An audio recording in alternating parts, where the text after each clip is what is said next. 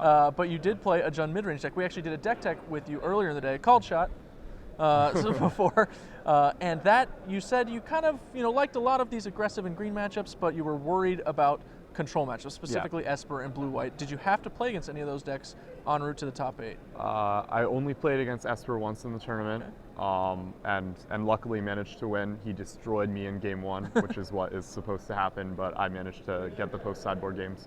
And I also played against a junk control deck, a la Jacob Van Lunen. Sure, we saw that on stream, I believe. Yeah, that might have even been on camera, and that's not nearly as scary as the Revelation decks. Yeah. So everything went according to plan. Managed to dodge/defeat the tougher matchups. Yep. And your top 8 was pretty aggro packed, which you seemed well suited. You've got a deck filled with removal. You've got Scavenging Ooze. You got Polukranos. You can really handle those decks. But you were the 8th seed going in. Did that affect any of your decisions as far as how you would approach each game or match? It's actually funny because I was discussing with Dave Shields before the top 8 that most matchups I wouldn't even mind being on the draw, but those 3 matchups in particular were matchups where I really wanted to be on the play. So at the same time, I had some opponents who took mulligans, and whenever an opponent mulligans on the play, I just feel great. My deck has so much card advantage. Yeah, you're playing a deck with Thoughtseize and a ton of removal spells, especially very versatile ones like Hero's Downfall and Abrupt Decay. Yeah. So you can usually attrition them out when they just start out with less cards than you, which it certainly seemed to bear out in most of the games. Yep.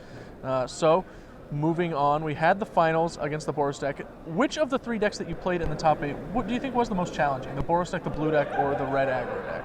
I'd say the Mono Blue Devotion deck. The Mono Blue one? Okay. I played against Mono Blue twice in the Swiss as well. Luis, who I lost to, or who I beat in top 4, was my only loss in the Swiss. And really the 3 closest matches I played all tournament were against Mono Blue. Okay. So it's just, that deck's very good. It's very powerful. The games are always really close. And luckily I was just able to come out on top. Yeah, watching you play the match against Luis, it did seem like it was close. I think I like your side of it, especially post-board when you have so many different and versatile answers. But you had to take some pretty interesting lines in the match against Luis just to make sure you didn't die to all kinds of spells that you could have there. So if you guys want to see that match, we wrote that coverage up. It's available on the coverage page. Matt, I know you have a Legacy tournament to prepare for. What deck are you playing? I'm playing Blue-White Red Delver. I played it last weekend at the Grand Prix, loved it. Owen did well with it, obviously. Yeah, Owen did okay. So, I feel really good about the deck. All right, well, congratulations and good luck in the Legacy portion. Thank you.